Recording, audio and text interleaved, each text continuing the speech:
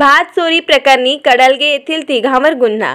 कडलगे बुद्रुक तालुका चंदगड येथे भात पिकाची चोरी केल्याप्रकरणी 4 जणांवर चंदगड पोलिसात गुन्हा दाखल झाला असून 3 जणांना ताब्यात घेतले आहे। मारुती आत्माराम पाटील यांनी यांच्या विरोधात फिर्याद दाखल केली असून यल्लाप्पा उर्फ रानबा कुटरे, अरुण शंकर कुटरे, संजय सुरेश बिर्जे, शुभांगी शंकर बिर्जे यांच्यावर गुन्हा दाखल करण्यात आला आहे।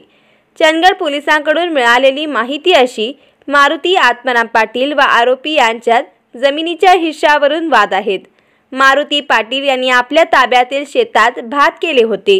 ते भात कुटरे व बिर्जे कापत असताना मारुती पाटील आणि त्यांच्यात वाद झाले। यावरून मारुती पाटील यांनी चंदगड पोलिसात तक्रार दाखल केली आहे। याबाबत अधिक तपास पोलीस सहाय्यक भिंगार दिवे करत आहेत।